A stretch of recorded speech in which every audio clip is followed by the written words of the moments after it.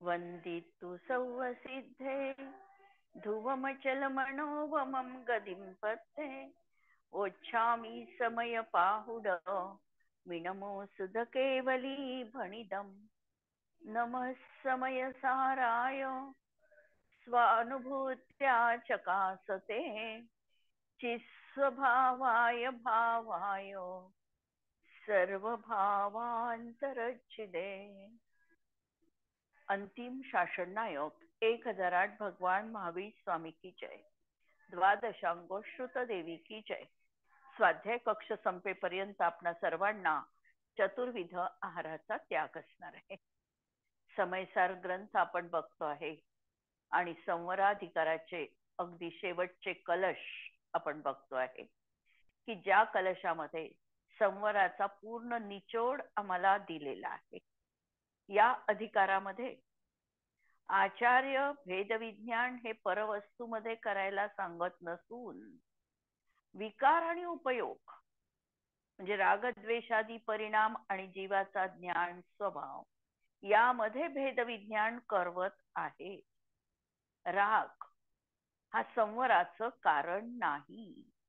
तो प्रशस्त राग असेल, देवशास्त्र गुरूंप्रतीचा राग असेल तरी देखील तो संवराचं कारण नाही।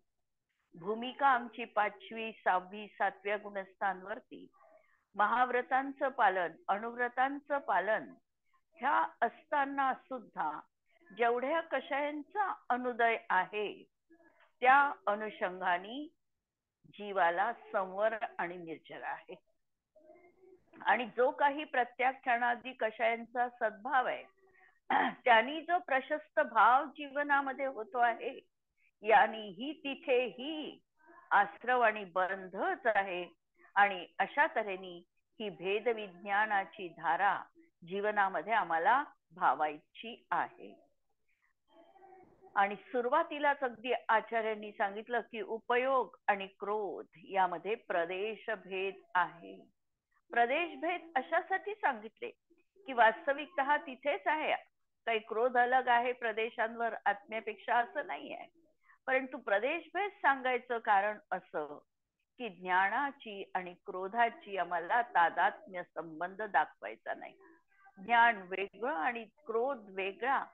क्रोधाची व्याप्ती ही जीवाशी घटित होत नसून क्रोधाची बाह्य व्याप्ती ही पुद्गलाशी घटित होते, म्हणून तो पुद्गल रूप आहे, जीवापासून भिन्न आहे आणि शुद्धात्म उपलब्धी झाली की संवर होतो। अशा प्रकारे अध्यवसान भावांचा त्याग करायला सांगितला। त्यामुळे आश्रव भावांचा त्याग आहे। आश्रव भावांचा अभाव झाला की कर्माचा निरोध आहे, कर्माचा निरोध झाला की नो कर्माचा निरोध आहे, नो कर्माचा निरोध झाला की संसाराचा अभाव आहे।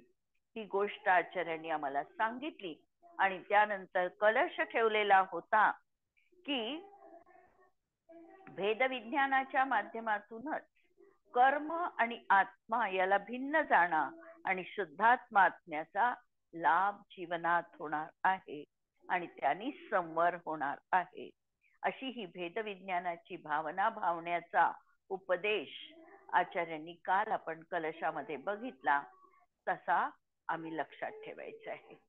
आता आचार्यांच्या किंवा शिष्याच्या मनामध्ये प्रश्न हा परत आहे की हे भेदविज्ञानाची भावना आम्ही कुठपर्यंत भावावी, आम्ही हे भेदविज्ञान कशा रीतीने जीवनामध्ये त्याला स्थान द्यावं।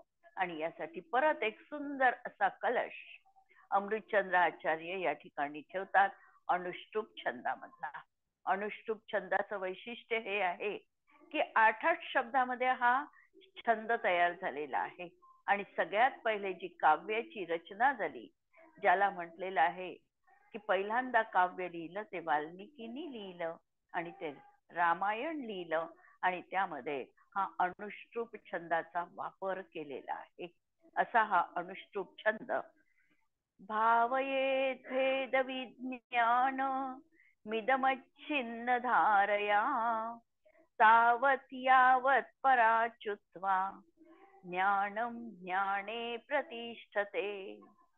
भावयेद् भेद विज्ञानम इदं मच्छिन्न धारया यावत् तावत् पराच्युत्वा ज्ञानम ज्ञाने प्रतिष्ठिते. जोपर्यंत ज्ञान ज्ञानामध्ये प्रतिष्ठित होत नाही, स्थिर होत नाही, स्थित होत नाही, तोपर्यंत ही अविच्छिन्न रूपाने भेद विज्ञानाची भावना जीवनात धारण करावी. तोपर्यंत या भेद विज्ञानाची भावना निरंतर धारावाही क्रमाने, धारावाही क्रम याचा अर्थ विच्छेद न पडता अखंड धारा, जशी आम्ही भगवंतांच्यावर शांती धारा करतो त्यावेळेला त्या धारेमध्ये खंड न पडू देता ती धारा करायची असते. म्हणजे अविच्छिन्न रूपाने ती धारा करायची आहे. त्याप्रमाणे अविच्छिन्न क्रमाने मध्ये खंड न पडता, म्हणजे सातत्याने सातत्याने एक क्षणाचीही मनाला विश्रांती न देता, डुलकी न देता, ही आम्हाला भेद विज्ञानाची धारा आमच्या जीवनामध्ये धारण करायची आहे. अविच्छिन्न रूपाने, निरंतर धारावाही रूपाने अशी भावावी की जोपर्यंत ज्ञान परापासून च्युत होऊन ज्ञानामध्येच स्थिर किंवा प्रतिष्ठित होत नाही, तोपर्यंत आम्हाला ही भावना भावायची आहे. भावार्थ पहा, येथे ज्ञानाची, ज्ञानामध्ये स्थिरता दोन प्रकारांनी सांगितलेली आहे. एक म्हणजे मिथ्यात्वाच्या अभावाने सम्यक दर्शनच व्हावे, सम्यक ज्ञानच व्हावे, आणि तदनंतर पुनश्च मिथ्यात्वाचा उदय येऊ नये. एकदा मिथ्यात्वाचा समजा आमचा अभाव झाला की परत आमच्या जीवनात मिथ्यात्व आलंच न पाहिजे, म्हणजे ज्ञान समीचीनच राहिलं पाहिजे, परत मिथ्यारूप व्हायलाच नको. आणि ज्ञान मिथ्यारूप न होण्यासाठी सम्यक दर्शनाची प्राप्ती निरंतर असावी. तेव्हा ज्ञान ज्ञानामध्ये स्थिर झाले असे समजावे. किंवा दुसरं, ज्ञानाने शुद्धोपयोगामध्ये स्थित व्हावं. शुद्धोपयोग हा 6व्या गुणस्थानापासून 7व्या गुणस्थानवरती मुनींच्या जीवनात आहे. आणि शुद्धोपयोग असताना जो बुद्धिपूर्वक भाव आहे हा जीवनामध्ये गौण आहे. अबुद्धिपूर्वक कषायांचा सद्भाव आहे, परंतु उपयोग मात्र शुद्ध आत्म्यावर केंद्रित झालेला आहे. असा हा शुद्धोपयोगाचा परिणाम. यामध्ये अन्य विकल्प रूप न परिणमावे. मग आता अन्य विकल्प नाही, एक आत्म्याच्याच गुणाचा, पर्यायीचा, द्रव्याचा विचार सातत्याने धारावाही रूपाने अंतःकरणामध्ये विद्यमान व्हावा. यालाच म्हणायचं की ज्ञान ज्ञानामध्ये स्थित झालं. उपरोक्त दोन तऱ्हेने ज्ञान ज्ञानामध्ये अचल स्थित होईपर्यंत निरंतर भेद विज्ञानाची भावना जीवनामध्ये भावणं.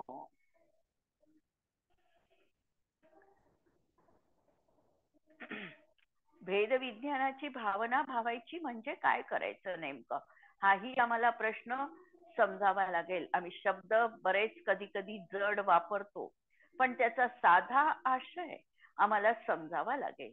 भेद विज्ञानाची भावना भावायची याचा अर्थ माझा आत्मा राग द्वेष भावांपासून सर्वथा भिन्न आहे. रागादी माझ्या पर्यायी जरूर असतील, पण माझ्या स्वरूपात नाही. कर्माच्या निमित्ताने होणारे जे वैभाविक भाव आहे हा माझा स्वभाव नाही. माझा स्वभाव हा अनादी अनंत आहे, नित्य आहे, एक आहे, अखंड आहे, अविनाशी आहे. माझ्यामध्ये गुणभेद दिसत नाही, माझ्यामध्ये पर्याय भेद देखील नाही. मी एक अखंड असं द्रव्य आहे. अशा चिंतनाने ज्ञान ज्ञानामध्ये रमेल. हे चिंतन आम्हाला करायचंय. सामायिकामध्ये जे चिंतनाचे बिंदू किंवा ध्यान प्रक्रियेमध्ये आम्हाला जे चिंतनाचे बिंदू दिलेले आहे, या बिंदूंना आमच्या जीवनात आम्हाला हायलाइट करायचंय. आणि बाकीचे सगळे विकार विचार याला गौणत्व द्यायचं आहे. पर्यायीमध्ये ते कषाय भाव होतीलही, पण कषाय भाव होत असताना लगेच सजगता अंतरंगाची अशी की अरे हे मी नाहीये, अरे यापासून मी वेगळं आहे, माझा ज्ञानामध्ये स्थित व्हायला पाहिजे. अशा प्रकारे हे ज्ञानामध्ये रममाण होईल आणि विकार तेव्हा नष्ट होतील आणि ज्ञानामध्ये प्रतिष्ठित होईल. यावर प्रश्न परत असा असू शकतो की हे कसं काय होतं. याचं उत्तर जयचंदजी छाबडा ज्यांनी हिंदी वचनिका टीका लिहिलेली आहे समयसारवर, ते लिहितात की ज्ञानामध्ये स्थिर होणे दोन प्रकारचे आहे. एक म्हणजे मिथ्यात्वाचा अभाव होऊन सम्यक ज्ञानाचीच प्राप्ती निरंतर राहणं. हे कधी शक्य आहे? उपशम सम्यक्तामध्ये हे शक्य नाही, कारण उपशम सम्यक्ताचा काळ अंतर्मुहूर्त आहे, त्यानंतर उपशम सम्यक्त्व नष्ट होणार आहे. हे शक्य आहे ते क्षयोपक्षमिक सम्यक्त्वामध्ये किंवा क्षायिक सम्यक्त्वामध्ये. क्षायिक सम्यक्त्व एकदा झाल्यानंतर आता त्याचं ते सम्यक्त्व सुटणारच नाही, म्हणून ज्ञान देखील धारावाही रूपाने निरंतर सम्यकच राहील. आणि क्षयोपक्षमिक ज्ञानाबद्दल जर आम्ही बोललो तर क्षयोपक्षमिक ज्ञान देखील 66 सागर पर्यंत उत्कृष्ट रीतीने एखाद्या जीवाजवळ संभवनीय आहे. म्हणून 66 सागर पर्यंत मिथ्यात्व मध्ये न येता क्षयोपक्षमिक ज्ञान जीवनामध्ये असू शकतं आणि तितका काळ जीवाला सम्यक ज्ञानाची प्राप्ती संभवनीय आहे. म्हणून हे पहिली गोष्ट. आणि दुसरं, ज्ञान शुद्धोपयोगामध्ये स्थिर होणं. शुद्धोपयोगात मुनींच्या जीवनामध्ये शुद्धोपयोग आहे. 6वं 7वं असं त्यांचं गुणस्थान सातत्याने बदलत असतं. आणि त्यातही विचार केला तर 6व्या गुणस्थानाचा काळ जास्त आहे, 7व्या गुणस्थानाचा म्हणजे शुद्धोपयोगाचा काळ कमी आहे. म्हणजे शुद्धोपयोगात कमी काळ आणि 6व्या गुणस्थानाच्या भूमिकेत ते जास्त काळ राहतात. पण असं असताना देखील एखादा जीव जर श्रेणी आरोहण करत असेल तर मात्र आता हा शुद्धोपयोग जीवनामध्ये श्रेणी चढेपर्यंत टिकणार आहे. उपशम श्रेणी जर त्यांनी आरोहण केली तर 11व्या गुणस्थानापर्यंत शुद्धोपयोग त्याच्या जीवनात राहणार आहे. आणि क्षपक श्रेणीवाला जर जीव असेल तर प्रश्नच नाही, तो 12व्या मध्ये नियमपूर्वक जाणार आहे आणि त्याचं ज्ञान आता छद्मस्वरूप संपून आता केवळ ज्ञानाची प्राप्ती जीवनात निश्चितपणे घडणार आहे, तो क्षपक श्रेणी आरोहण करणारा असेल तर. म्हणून अशा प्रकारे शुद्धोपयोगाची धारा स्थिर राहून जोपर्यंत ज्ञानामध्ये स्थित होत नाही, म्हणजे दुसरा विकल्प न येता केवळ ज्ञानाचाच विकल्प, केवळ आत्म्याचाच विकल्प, केवळ आत्म्याच्या गुणांचा विकल्प किंवा आत्म्याच्या पर्यायीचा विकल्प असा जोपर्यंत त्याच्या जीवनामध्ये भाव आहे तोपर्यंत ज्ञानामध्ये प्रतिष्ठित आहे, स्थिर आहे. आणि अशा तऱ्हेने हे दोन जोपर्यंत साधल्या जात नाही तोपर्यंत भेदविज्ञानाची भावना आम्हाला जीवनात करावी लागणार आहे. ज्ञानात स्थिर होण्याचा अर्थ अप्रतिपाती भावाने क्षपक श्रेणी आरोहण करणं. याचा अर्थ शुभोपयोगात सतत भेदविज्ञानाची भावना आम्हाला भावायला हवी. मुनी जरी असतील आणि मुनी जास्त काळ जर शुभोपयोगामध्ये राहत असेल अंतर्मुहूर्तापेक्षा तर निश्चितपणे त्यांचं गुणस्थान बदलणार आहे. जर शुद्धोपयोगात गेले तर ठीक, अन्यथा शुभोपयोगातून जास्त काळ तिथे रममाण होत असेल तर त्यांचं 6वं गुणस्थान देखील राहू शकत नाही. गुणस्थान त्यांचं निश्चितपणे बदलतं आणि म्हणून शुभोपयोग शुद्धोपयोग अशी अंतर्मुहूर्तामध्ये त्यांच्या जीवनात पलटणी सातत्याने सुरू असते. ज्याप्रमाणे झोका असतो कधी वर कधी खाली, त्याप्रमाणे कधी परिणाम उज्ज्वल, कधी शुभोपयोगाचे परिणाम असे जीवनात मुनींच्या असणार आहे. आणि यासाठी पंडित बनारसजी दासजी लिहितात, भेद ज्ञान तबलो भलो, जबलो मुगती न होई, परम ज्योती परगट जहा, सहान विकल्प कोई. भेद ज्ञान हे तोपर्यंत उपयुक्त आहे जोपर्यंत मुक्ती जीवनात प्राप्त होत नाही. आणि परमज्योती जिथं प्रगट झाली त्या ठिकाणी मग मात्र कोणताही विकल्प आता उरणार नाही. स्व आणि परामध्ये असलेल्या विभाजन रेषेला योग्य तऱ्हेने जाणणं म्हणजेच भेद विज्ञान आहे. अशी ही एक आमची काल्पनिक रेषा आहे की एवढं अस्तित्व माझं आहे आणि याच्या पलीकडे हे पराचं क्षेत्र आहे. हे माझं क्षेत्र नाही, हे माझं द्रव्य नाही, हा माझा काल नाही, हा माझा भाव नाही. एवढं फक्त माझं आहे. म्हणजे माझं ते घ्यायचं आणि पराचं ते दूर आहे हे समजायचं. अशा तऱ्हेने भेदविज्ञान जीवनामध्ये आणायचं आहे. अनादी कालापासून हा आत्मा स्वतःच्या स्वरूपाला योग्य रीतीने न जाणता पररूप जाणतो. अनादी कालापासून शरीराला यांनी आपलं मानलं, रागद्वेषाला यांनी आपलं मानलं, परद्रव्याला यांनी आपलं मानलं. जे ज्ञानामध्ये झळकतात ते मीच आहे अशा प्रकारे परद्रव्यांप्रती एकत्वाचा अध्यवसाय किंवा भ्रम यांनी जीवनामध्ये केला. म्हणजे स्वतःच स्वरूप यांनी वेगळं असं जाणलंच नाही. परद्रव्याशी संयुक्तिक अवस्था हीच माझी गोष्ट आहे हे तो मानून बसला. म्हणून स्वतःच स्वरूप यांनी योग्य रीतीने जाणलं नाही, पररूप मांडलं आणि परामध्येच हा रमण देखील झाला. आकर्षण कुठे? स्वमध्ये सामायिकामध्ये रममाण होणं अत्यंत कठीण आणि परामध्ये रममाण होणं आमच्यासाठी देखील आजही सहज साध्य वाटतं. टीव्ही पाहताना आमचं मन रमतं, सामायिकामध्ये बसलं की आमचं मन तिथे रमत नाही.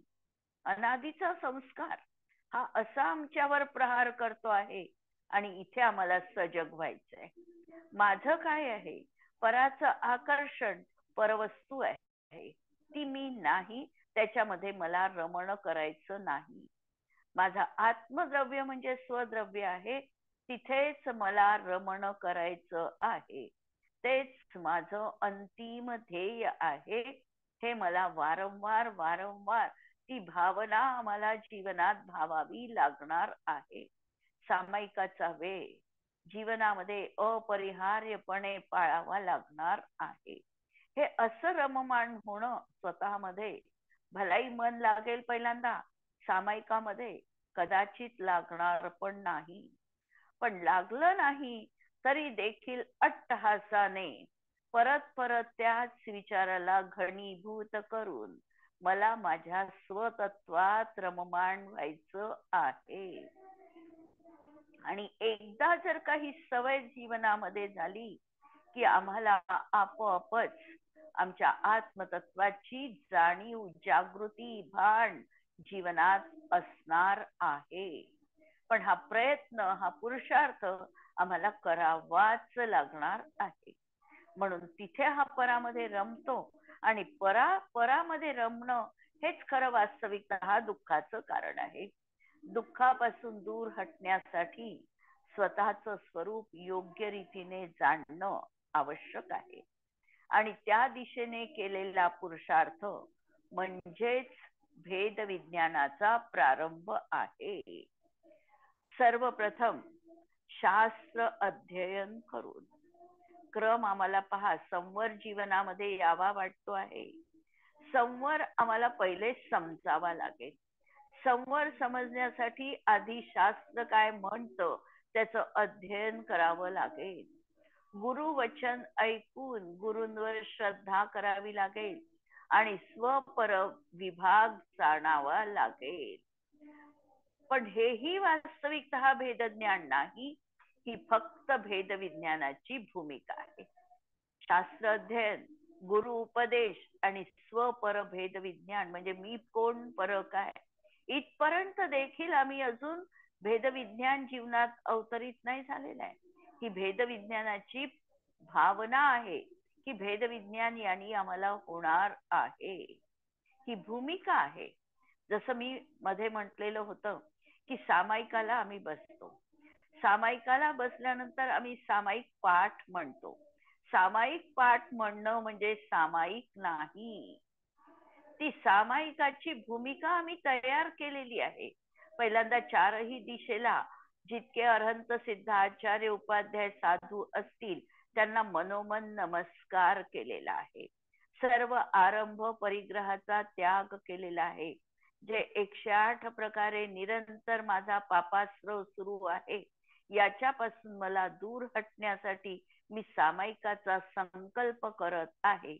सामायिकासाठी जी योग्य भावना आहे, जे योग्य आसन आहे, जी योग्य पार्श्वभूमी आहे, ही सगळी मी तयारी केली. ही सामायिकाची भूमिका झाली. आणि खरं सामायिक म्हणजे आत्मरमणता समता जीवनात येणं. ज्या समयात एक समय जरी आम्हाला हा सापडला स्वतःचा तर ते स्वतःच सामायिक आहे. आम्ही म्हणतो 9व्या नमोकार मंत्रही म्हणतो पण जोपर्यंत शब्द आहे तोपर्यंत रमणता नाही. शब्द आम्हाला आमच्या आत्मतत्वापासून थोडं दूर ठेवतात आहे. शब्दही जिथं विराम पावतील श्वासोश्वासाकडलंही लक्ष आमचं संपलेलं आहे आणि आत्मतत्वात्मविभोर हा झालेला आहे. ही आहे सामायिकाची खरी स्थिती. पण हे साधण्यासाठी या सगळ्या प्रपंचाला आम्हाला करावं लागतं. आणि हा प्रपंच करता करताच एक समय एक आवली काळ आमच्या जीवनात आम्हाला साधता येतो. तसंच हे भेदविज्ञानाचं पण आहे की भेदविज्ञान आम्हाला करायचं आहे म्हणजे एका अर्थी आम्हाला सामायिकाचीच भूमिका पाहायची आहे. ही सामायिकाची भूमिका बघण्यासाठी आधी संवर काय शास्त्र अध्ययनाच्या माध्यमातून समजून घ्या. तुला आश्रव का होतो हे जाणून घे. आश्रवापासून मला निवृत्त व्हायचं आहे हे समज. आत्म्यामध्ये काय काय आहे, आत्मा ज्ञान दर्शन अखंड स्वाभाविक कसा आहे याचं मनोमन चिंतन आणि नुसतं शाब्दिक चिंतनापेक्षाही एक क्षण हृदयांबुजकोश देशे या स्वतःच्या अंतरंगामध्ये डोकवून तिथे आम्हाला काही जाणीव होते का, भावभासना होते का, हे स्वतः अनुभवायचं आहे. नंतर गुरुवचन असेल तर ते गुरुवचन देखील आम्हाला अत्यंत आदराने श्रद्धापूर्वक ग्रहण करायचं आहे. कारण गुरुचा प्रसाद हा कधी कधी आम्हाला अनिर्वचनीय फलाची प्राप्ती करून देतो. जे आम्हाला कदाचित शब्दांच्या माध्यमातून आगमाच्या माध्यमातून समजलं नसेल ते गुरुवचनाच्या माध्यमातून सहज समजू शकतं. ही गुरुवचनाची महिमा आम्हाला महान उपकारक आहे. आणि स्व आणि पर ही निरंतर आमच्या मनामधली कल्पना आम्हाला करायची आहे. ही आहे भेदविज्ञानाची भावना. ही भेदविज्ञानाची भूमिका झाल्यानंतर प्रत्यक्षामध्ये जेव्हा हा जीव परपदार्थ आणि परभावापासून भिन्न अशी आत्म्याची प्रतीती करेल. हे महत्वाचं आहे की हे सगळं केलं आम्ही, हा प्रपंच केला, या सगळ्या तयारीनिशी इतकी तयारी करणं माझ्या हातात आहे. आणि ही तयारी केल्यानंतर जेव्हा मला भावभासना झाली, साक्षात्कार झाला, आत्म्याचं स्वरूप मला फिलिंग आलं की हेच आहे, हेच मला पाहिजे होतं आणि हा परपदार्थ आणि परभावापासून भिन्न अशा आत्म्याची प्रतीती आली, अनुभव घेतला. हे आहे खरं यथार्थ भेद विज्ञान. आत्मानुभूती आणि खऱ्या अर्थाने यालाच म्हणायचं सम्यक दर्शन. आणि याच तरीही यासाठी केलेला पुरुषार्थ यालाही उपचाराने भेदविज्ञान म्हणता येतं. जर आम्ही हे करणार नाही, भूमिका आम्ही सोडून दिली तर आम्हाला भेदविज्ञान होणार नाही. सामायिकाची पृष्ठभूमी आम्ही काढून टाकली नाही, मला एकदम सामायिक करायचंय, शक्य नाही. भेदविज्ञान आम्हाला हे काही ऐकून घ्यायचं नाही, आम्हाला भेदविज्ञानच झालं पाहिजे, शक्य नाही. ही सगळी भूमिका आम्हाला पहिल्यांदा आमच्या मनाची तयारी, हे सगळे प्रपंच हे जीवनात उतरावे लागतील. हा व्यवहार साधावा लागेल आणि निश्चय काय आहे तेही आम्हाला जाणावं लागेल. व्यवहार साधावा लागेल, निश्चय जाणावा लागेल. आणि जेव्हा निश्चयाची प्राप्ती होईल तेव्हा व्यवहार सहज सुटेल. म्हणून आम्हाला दोनहीची जीवनामध्ये गरज भासणार आहे. अशा तऱ्हेने हे भेदविज्ञान, म्हणून या सगळ्या प्रयत्नांना पण काय म्हटलं आहे, भेदविज्ञान. त्या सगळ्या प्रयत्नांना पण सामायिक जशी आम्ही संज्ञा देऊ शकतो. काय केलं तू, आम्ही म्हणतो की मी सामायिक केलं. पाठ म्हटला आणि म्हणणार सामायिक केलं, कारण ती पृष्ठभूमी आहे, पार्श्वभूमी आहे. आणि पार्श्वभूमीलाही उपचाराने आम्ही ते म्हणू शकतो. जसं आम्ही स्वयंपाकासाठी सगळं साहित्य गोळा केलं आणि कुणी विचारलं काय केलं, तर आम्ही म्हणतो मी स्वयंपाक केला. काहीही केलं नाही, फक्त साहित्य गोळा केलेलं आहे. पण साहित्य गोळा करत असतानाही जसं आम्ही त्या व्यवहारालाही त्या स्वयंपाकाला केलं, स्वयंपाक केला असं म्हणणार आहोत, त्याप्रमाणे इथेही हे सगळं आम्ही आमची पार्श्वभूमी बनवली, मनोभूमिका बनवली आणि यालाही भेदविज्ञान आहे असं म्हणणार आहे. दृष्टीच्या अपेक्षेने त्रिकाली ज्ञानानंद स्वभावी ध्रुव चैतन्य तत्वस्व आहे व सर्व अचेतन पदार्थ त्याचे गुण त्याच्या पर्यायी या पर आहे. पण त्याचबरोबर आत्म्यात उत्पन्न होणारे मोह राग द्वेषादी विकार भाव रूप आश्रव हेही सर्व आमच्या आत्म्याच्या पासून भिन्न आहे हे बघणं. गुणभेद, पर्यायभेद गौण करून, नाही आहे आत्म्यात गुण असं नाही, अनंत गुण आहे, पण गुणभेदाच्या अतीत आम्हाला बघायचंय. भेदामध्ये अडकायचं नाही. भेद आहे त्याला नाकारायचं नाही, भेद आहे, पण भेदाला न बघता आम्हाला भेदाच्या अतीत बघायचं आहे. जसं आम्ही एखाद्या वेळेला समजा आम्ही मूळबिद्री सारख्या ठिकाणी गेलो आणि आम्ही सिद्धांत बघितला, तर त्या ठिकाणी ज्या मूर्तीला दाखवायचं आहे त्या मूर्तीवर लाईट सोडल्या जातो आणि बाकीच्या मूर्तींविषयी तिथे सांगितल्या जात नाही.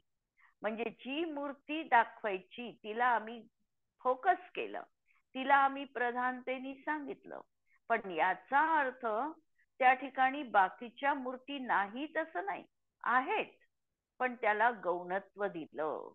त्याप्रमाणे वस्तूमध्ये किंवा आत्म्यामध्ये अनंत गुण आहे, पण आम्हाला जेव्हा एक गुण कथन करायचा आहे त्यावेळेला बाकीच्या गुणांना आम्ही गौणत्व दिलं, गुण नाही असं म्हटलेलं नाही, कारण गुण तर आहेतच, पण गुणभेदामध्ये न अडकता आम्हाला अभेद असा आत्मा बघायचा आहे, यावर आम्ही आमची दृष्टी केंद्रित केली. किंवा पर्यायी, पर्यायी तर सतत होत आहे, पण पर्यायी होत असताना देखील या पर्याय भेदाला गौण करून अभेद असा आत्मा इथे अभिप्रेत आहे. जीव स्वपराला तर जाणतो आणि स्वला योग्य रीतीने जाणण्यासाठी परालाही त्याला जाणावं लागतं आणि तेही त्याचे स्व अन्वेषणच आहे. वाक्य लक्षात घ्या. जीव स्वपराला तर जाणतो आणि स्वला जाणण्यायोग्य, स्वला योग्य रीतीने जाणण्यासाठी त्याला परालाही जाणावं लागतं. उदाहरणार्थ एखादी स्त्री गहू निवडते आहे, गहू निवडत असताना गहू काय आहे हे जसं कळणं आवश्यक आहे, तसे खडे कोणते आहे, कुसळ कोणता आहे हेही कळणं आवश्यक आहे. खडे आणि कुसळ बाजूला करून शुद्ध गहू आम्हाला मिळू शकतो. म्हणजे स्वला जसं जाणणं आवश्यक आहे तसं परालाही जाणणं आवश्यक आहे. आता पराला का जाणलं आम्ही? तर आमच्या स्व अन्वेषणासाठीच जाणलं.